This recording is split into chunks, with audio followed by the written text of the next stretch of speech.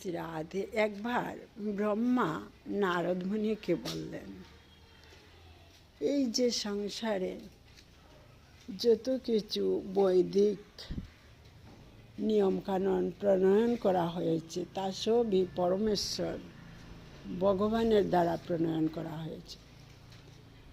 এখন এই বৈদিক মানেটা কি? আমরা তো বৈদিক বলে প্রায় সময় কোনো কিছু বলতে বৈদিক নিয়ম আচার অনুষ্ঠান বলে, কিন্তু বৈদিক মানেটা কি আমরা সকলে তাও জানি না। বৈদিক নিয়ম মানে বেদ। এই বেদ যে ভগবান ব্রহ্মার মুখ দিয়ে ভগবানই প্রণয়ন করেছেন, বেদটা ভগবানই প্রণয়ন করেছেন, কিন্তু ব্রহ্মার মাধ্যমে। এই বেদে যে নিয়মকানুন, বিধি নিষেধ, পূজা পাঠ, নিয়মকানুন, যাগযজ্ঞ সব কিছুতে এই বেদের মাধ্যমে আমরা জানতে পেরেছি।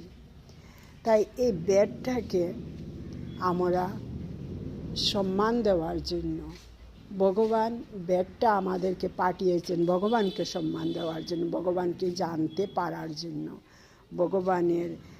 ভগবানকে কিভাবে আমরা খুশি করতে পারবো এই বেদের মধ্যে আছে। যাগযজ্ঞ করা, এই গ্রহ নক্ষত্র সবই ভগবান পরমেশ্বর এই সংসারে ভগবানই পাঠিয়েছেন। ওরাও এই গ্রহগুলাও ভগবানের প্রীতি সাধনের উদ্দেশ্যে চলছে। ভগবান কিভাবে খুশি হবেন, এই আমরা যে ধ্যান করি, এই ধ্যান করে কী জন্য ধ্যান করি? এই ভগবানকে পাওয়ার জন্য।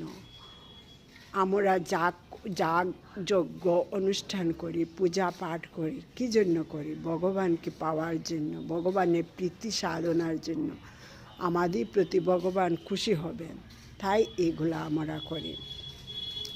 যত কিছুই আমরা এই সংসারে করি সব ভগবানের উদ্দেশ্যে করি। ভগবান আমাদের প্রতি খুশি হলে এই সংসারে মঙ্গল হবে। তাই আমরাও বেদের নিয়ম মেনে চলছি। বেদ ভগবান পাঠিয়েছেন। ব্রহ্মা থেকে শুরু করে দেব দেবী যত কিছু সবই ভগবানের প্রেরিত, এই সংসারে ভগবান পাঠিয়েছেন। আর আমরাও ব্রহ্মার পদাঙ্ক অনুসরণ করে যদি চলতে পারি তাহলে আমরাও ভগবানকে পেয়ে মুক্তি লাভ করতে পারবো। তাই আমরা ভগবানের খুশির জন্য, ভগবানের প্রীতির জন্য আমরা পূজা পাঠ, যাগযজ্ঞ ইত্যাদি করে থাকি। জয় শ্রী রাধে।